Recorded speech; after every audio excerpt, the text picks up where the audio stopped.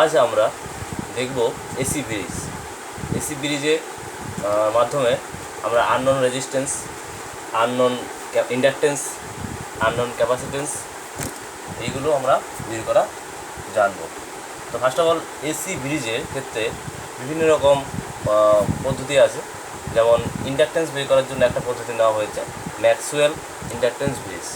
তো প্রথমে আমরা এসি ব্রিজের জেনারেল ইকুয়েশনটা আমরা দেখে নেব।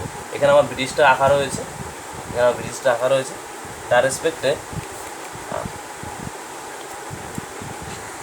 তাহলে ফ্রেন্ড, প্রথমে আমি এসি ব্রিজের জেনারেল ইকুয়েশনটা নিয়ে একটু আলোচনা করতে হবে, তারপর আমরা ম্যাক্সওয়েল ইন্ডাকটেন্স ব্রিজটা নিয়ে আলোচনা করব। তো এখানে দেখা যাচ্ছে যে আমার ব্রিজটা রয়েছে, এটা আমার একটা ইম্পিডেন্স Z1, এটাকে আমি লিখতে পারি Z1। এইটা একটা ইম্পিডেন্স, এটা লিখতে পারি আমি Z3। তাহলে এই ব্রিজে চারটে আর্ম আছে, একটা হলো Z1, একটা Z2, একটা Z3, একটা Z4। আর এটা আমাদের ডিটেক্টর, অর্থাৎ ব্যালেন্স ইকুয়েশনে যদি কোনো ডিটেক্টরে 0 দেখায়, কারেন্ট ফ্লো করে, তাহলে এই ব্রিজটা আমরা বলতে পারি যে এটা ব্যালেন্স কন্ডিশনে রয়েছে। আর এটা আমার সাপ্লাই ভোল্টেজ E। তাহলে এই Z1 ইম্পিডেন্সে এগেনস্টে রয়েছে আমার যে resistance impedance R1 plus jωL1। R2 ক্ষেত্রে আছে R2 variable resistance and inductance L2, তার resistance small resistance R।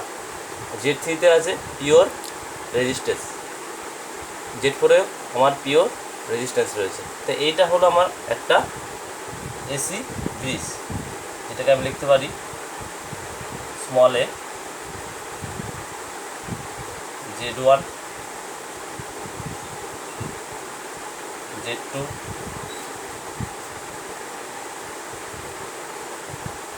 Z4, Z3,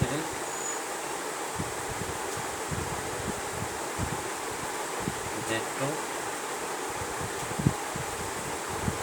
এটাকে আমি এইভাবে প্রকাশ করতে পারি চাইলে। অর্থাৎ এই যে ইকুয়েশনটা রয়েছে, এইটা ক্ষেত্রে আমি দেখি, তাহলে আমি দেখতে পাবো এখানে E1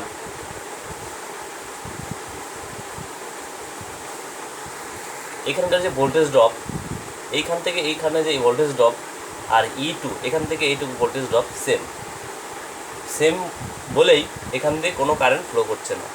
তাহলে আমি লিখতে পারি E1 ইকুয়ালস টু E2, এবং যেই কারেন্টটা এখান দিয়ে I1 ফ্লো করছে সেইটাই I3-তে ফ্লো করবে, কারণ কোনো কারেন্ট এখান দিয়ে যাবে না। এবং সিমিলারলি I2 যে কারেন্টটা ফ্লো করবে সেই কারেন্টটা এখান থেকে কোনো যাবে না, ফলে আমার সম্পূর্ণ কারেন্টটা এই পাশ দিয়ে যাবে। ফলে I3, I2 এবং I4 আমরা সেম লিখতে পারি।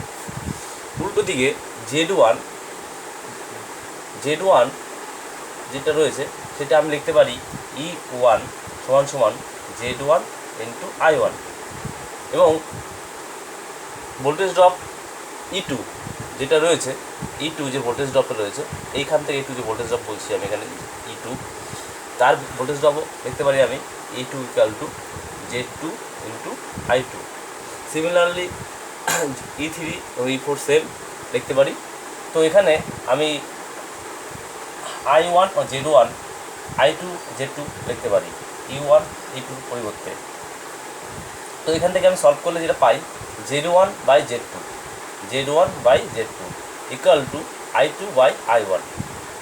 এটা সলভ করলে আমি এইটুকু পাই। আমি আরেকটা জিনিস আমি পাই এই সমীকরণ থেকে, সেটা হলো I1 ইকুয়াল টু I3, যেটা আমি আগেই বলে নিয়েছি। এবং এই I1 ও I3 যে ফুল কারেন্ট ফ্লো করছে, যে কারেন্টটা ফ্লো করছে, সেটা কিন্তু টোটাল যে সাপ্লাই ভোল্টেজ আমার E, সেটাকে যদি আমি ভাগ করি Z1 প্লাস Z2 দিয়ে, তাহলে আমার ফুল কারেন্ট বেরোয়। কারণ টোটাল ইম্পিডেন্স অ্যালং দিস পথ ABC, এই পথে সেটা কিন্তু আমার E by Z1 plus Z3। Similarly আমরা যদি দেখি ADC এই পথে, তো ফুল কারেন্ট যেটা ফলো করছে I2 অথবা I4 যেটাই বলি, দুটোই সেম কারেন্ট, সেটা কিন্তু আমরা লিখতে পারি যে E/Z2 প্লাস Z4, অর্থাৎ টোটাল লাইন ইম্পিডেন্স। এই পথে যে ইম্পিডেন্সটা রয়েছে সেটা আমরা ভাগ করলে পেয়ে যাই। তো আমরা দেখতে পাচ্ছি এখানে I1 I3 E/Z1 Z2 এবং I2 = I4 এটা। তো সেখানে আমরা লিখতেই পারি এখানে E = যে I1 into Z1 plus Z3। আমি লিখতে পারি এখান থেকে যে I1 = Z1 প্লাস Z3 এবং সমান E। উল্টো দিকে এখান থেকে লিখতে পারি, আমি এই ইকুয়েশন থেকে লিখতে পারি E = I2 into Z2 plus Z4। তাহলে আমি এই দুটো ইকুয়েশন থেকে সলভ করে যেটা দাঁড়া করাতে পারি সেটা হলো এই সিঙ্গেল লাইন ইকুয়েশনটাকে। তো আমি দেখতে পাচ্ছি এই ইকুয়েশনটাও E এর সমতুল্য, এই ইকুয়েশনটাও E এর সমতুল্য, তাহলে আমরা বলতে পারি each other equal.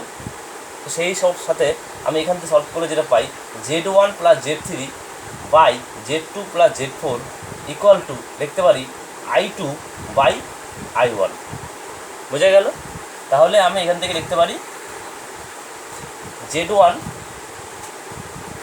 Plus Z3 equal to by Z2 plus Z4 equals to I2 by I1।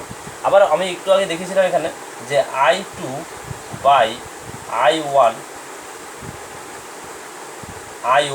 Equal to ছিল Z2 by Z1, Z1 by Z2।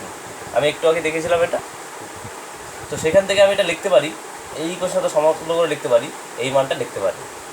তো এখন আমি যদি এইটার সাথে এইটা কম্পেয়ার করি তাহলে যেটা পাবো Z1 plus Z2 Z3 by Z1, এইটাকে আমি এখানে চলে আসলাম, তখন এইটাকে এখানে নিয়ে চলে আসলাম, তাহলে পাবো কি আমি Z2 plus Z4 by Z2। তো এখন আমি Z1 ভাগ করি যদি, তাহলে 1 হয়, আর এটা ভাগ করলে Z3 বাই Z1 সমান Z2কে ভাগ করে যদি 1 হয়, আর প্লাস থাকলো আর Z4 বাই Z2। তো এই পাশে +1 এই পাশে +1 কেটে গেল, থাকলো পরে Z3 by Z1 R Z4 by Z2। তো আমি যদি এটাকে মাল্টিপ্লাই করি তাহলে দেখা যাচ্ছে দাঁড়াচ্ছে গিয়ে আমার এইটা হলো আমার balance equation, general equation AC ব্রিজের ক্ষেত্রে। ঠিক আছে, বোঝা গেল এইটুকু। এবার আমরা যদি আমি আরেকটু বলে নিই এখানে, যদি এখানে আমরা দেখতে পাই যে Z1 একটা ইম্পিডেন্স যেটার একটা ম্যাগনিটিউড আছে এবং অ্যাঙ্গেল রয়েছে, আমি যদি সেপারেট করে লিখতে পারি এভাবে, এখানে এটা শুধুমাত্র মানকে নির্দেশ করছে আর এটা তার ফেজার অ্যাঙ্গেলকে নির্দেশ করছে, ফেজার কোণকে নির্দেশ করছে অর্থাৎ অ্যাঙ্গেলকে। তো আমরা আমি একটা ইম্পিডেন্সকে পোলার ফর্মে প্রকাশ করছি। তো আমি যদি পোলার ফর্মে প্রকাশ করি তা প্রত্যেকটাকে আমি Z1 = Z মড দেওয়া মানে বোঝাতে চাইছি আমি শুধুমাত্র এটা ম্যাগনিটিউড, এই ইম্পিডেন্সের শুধুমাত্র ম্যাগনিটিউড, আর হাই অ্যাঙ্গেল বা অ্যাঙ্গেলটা এখানটায় আলাদা করে সেপারেট করে লিখলাম, এটাকে বলা হয় পোলার ফর্ম। তোমরা নিশ্চয়ই জানো সেটা। ঠিক আছে, তাহলে আমি যদি লিখি Z1 এর জায়গায় এই মানটা, Z4 এর জায়গায় এই মানটা, Z2 জায়গায় এই মানটা, Z4 এর জায়গায় এই মানটা, তাহলে ভুল করেছি পাই। তাতে মাল্টিপ্লিকেশন করলে আমরা জানি পোলার ফর্মে মাল্টিপ্লিকেশন করলে ম্যাগনিটিউডের গুণ হয়, মাল্টিপ্লিকেশন হয় এবং থিটা অ্যাঙ্গেলের যোগ হয়। সিমিলারলি এটা করলে আমরা এটা পাচ্ছি। তো এই থেকে করলে পরে যদি আমি সেপারেট করি যা দাঁড়াচ্ছে এখান থেকে, তাতে সেটা আমরা যা পাচ্ছি আমি সলভ করে, তাতে আমি যা পেলাম সেটা হলো গিয়ে দাঁড়ালো ultimately Z1 Z4 Z2 Z3 টোটালটাই কিন্তু মড। আচ্ছা আমি একবার লিখছি এটাকে, টোটালটা আমি পাচ্ছি এটা Z1 mod, Z4 mod, Z3 Z2 mod, Z3 mod. ঠিক আছে, এবং অ্যাঙ্গেলগুলোকে আমি সেপারেট করে লিখতে পারি সেটা। তাহলে আমরা সলভ করলে Z1 mod Z4 equal two Z2 mod into Z3 mod এবং অ্যাঙ্গেলটাকে সেপারেট করে লিখতে পারি। এটা আমার যে বোঝালাম এতক্ষণ ধরে সেটা টোটালটাই ছিল আমার এসি ব্রিজের জেনারেল ইকুয়েশন বোঝালাম। এবারে আমি যাব special case in Maxwell inductance bridge. তাহলে আমরা দেখব এবার ম্যাক্সওয়েল ইন্ডাকটেন্স ব্রিজ। তাই এখানে আমার আঁকায় রয়েছে আগে থাকতে যে ম্যাক্সওয়েল ইন্ডাকটেন্স ব্রিজ, যেখানে এটা হলো আমার L1 আমার আননোন ইন্ডাকটেন্স যার মান বের করতে হবে, R1 আমার আননোন রেজিস্ট্যান্স, R2 আমার ভেরিয়েবল রেজিস্ট্যান্স, L2 আমার ভেরিয়েবল রেজিস্ট্যান্স, R3 এবং R4 যেটা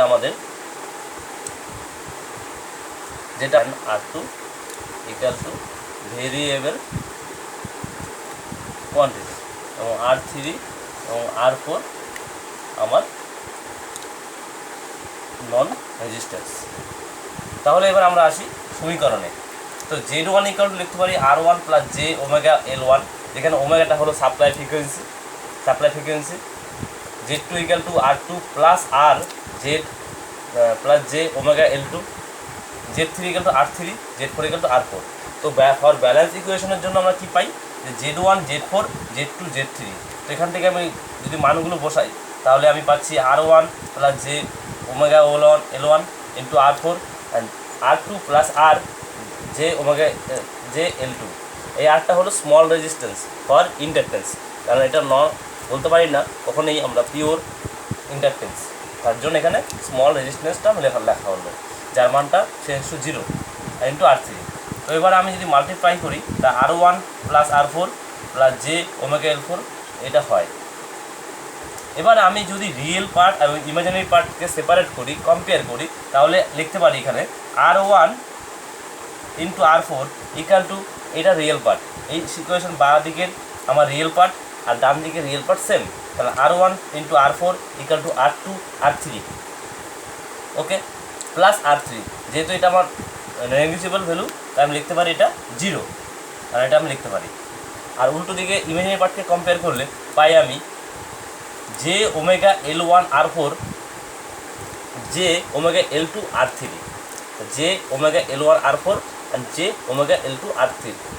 তাহলে আমি এখান থেকে আমি আননোন রেজিস্ট্যান্সের মান পেয়ে যেতে পারি R3 by R4 into R2। এইভাবে আমি এখান থেকে R1 এর মানটা পেতে পারি। সিমিলারলি আমি যদি এটাকে থেকে দেখি তাহলে L1 ইকুয়াল টু পাবো আমরা R3 by R4 by L2। এইভাবে আমি এসি ম্যাক্সওয়েল ইন্ডাকটেন্স ব্রিজের মাধ্যমে আমরা আননোন রেজিস্ট্যান্স ও ইন্ডাকটেন্স বের করতে পারি। এবারে আমরা দেখব এটার কারেসপন্ডিং ফেজর ডায়াগ্রাম। তো ফেজর ডায়াগ্রাম দেখি আমি দেখতে পাচ্ছি আমার এখানে এই আর্মে রয়েছে R1 L1। তো এখানে ভোল্টেজ ড্রপটা আমার একটা হবে I1 R1 এবং আরেকটা ভোল্টেজ ড্রপ হবে রেসপেক্টে I1 L1 এবং আরেকটার ভোল্টেজ ড্রপ হবে এখানে I1 R3। যেহেতু I1 এবং I3 সমান, তো আমার টোটাল সাপ্লাই ভোল্টেজ সমান টোটাল এ বি সি এর সামেশন পর্যন্ত হবে।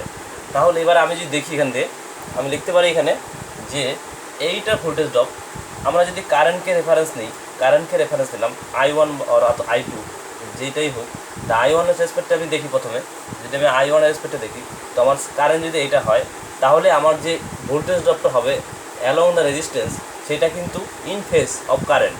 তো ইন ফেজ অফ কারেন্ট হলে তাহলে আমি লিখতে পারি I1 R1 এর জন্য ভোল্টেজ ড্রপটা হয়েছে এইটুকু, I1 R1 এর জন্য ভোল্টেজ ড্রপটা হয়েছে এইটুকু। তারপর আমার ভোল্টেজ ড্রপ রয়েছে I1 L1, তাহলে লিখতে পারি আমি I1 XL। তো এটার জন্য ভোল্টেজ ড্রপ হচ্ছে এটা এবং অবশ্যই 90 ডিগ্রি অ্যাঙ্গেল করবে। তাহলে এই টোটাল এইটার যে আমার ফেজর সাম সেটা হবে কি আমার এখান থেকে এইটুকু। তো সেটা কি হবে সেটার দা হবে আমার E1 সেটা হবে E1। এবং এরপরে আমি দেখি যদি I3 যে ভোল্টেজ ড্রপটা হচ্ছে সেটা কিন্তু রেজিস্ট্যান্সের সাথে ইন ফেজ। তো রেজিস্ট্যান্স ইন ফেজ হলে কারেন্টের সাথে ইন ফেজ হবে। তো আমার কারেন্টটা হলো এই অ্যাক্সিস বরাবর, তাহলে এখান থেকে আমার এইটুকু আমার যে I3 যে ভোল্টেজ ড্রপ সেটা আমি লিখতে পারি এইভাবে। তাহলে এই টোটাল এইখান থেকে এই পর্যন্ত তার যদি আমি ভেক্টর সাম বের করি তাহলে যেটা পাবো সেটা কিন্তু পাবো আমি আমার সাপ্লাই ভোল্টেজ যে ই সেইটা আমি পাবো। সিমিলারলি আমি যদি দেখি এ ডি সি অর্থাৎ I2 কারেন্টের জন্য দেখি যদি, সেখানে তাই দেখতে পাবো আমি যে I2 কারেন্টটা R2 এবং আর যে ভোল্টেজ ড্রপটা হচ্ছে সেটা আমি লিখতে পারি I2 ইন্টু R2 প্লাস আর যে ভোল্টেজ ড্রপটা হচ্ছে সেটা হবে গিয়ে ইন ফেজ অফ কারেন্ট এইটুকু। এর সাথে আমি যদি দেখতে পাই যে ইন্ডাকট্যান্সের জন্য যে ভোল্টেজ ড্রপটা হচ্ছে সেটা পাবো আমি তাহলে I2 ইন্টু XL2 L2, তো সেটা পাবো আমি 90 ডিগ্রি অ্যাঙ্গেলে। তারপর আমি পাবো R4 এর জন্য যে ভোল্টেজ ড্রপটা হবে সেটা হবে কি তাহলে সিমিলারলি এটা I2 ইন্টু R4। তো সেক্ষেত্রেও আমি যদি সামেশন করি তাহলে আমি ই পাবো। তো এইটা হলো আমার ফেজর ডায়াগ্রাম। এবার আমরা দেখব এই ম্যাক্সওয়েল ইন্ডাকট্যান্স ব্রিজের কিছু অ্যাডভান্টেজটা কি? অ্যাডভান্টেজ 1 নম্বর, দিস ব্রিজ সরল। 2 নম্বর কি, যে এই ব্রিজের মাধ্যমে যে ইন্ডাকট্যান্স বের করবো আমরা, যে ইন্ডাকট্যান্স বের করবো তার কিউ ভেক্টর যে ইন্ডাকট্যান্সের কিউ ভেক্টর ভেরি লো, এমন ইম্পিডেন্স সার্কিটের ক্ষেত্রে আমরা এইটা প্রযোজ্য। অর্থাৎ আমরা যদি এইটা not suitable for high Q coil. AC bridge Maxwell inductance ব্রিজের সম্বন্ধে আমার আলোচনা ছিল। তো যাই হোক, তোমাদের কেমন লাগলো সে জানাবে কমেন্টস করে, এবং সেই সাথে যদি কোনো কোশ্চেন থাকে তাহলে সেটা অবশ্যই কমেন্টস বক্সে জানাবে। আজকে এইটুকুই।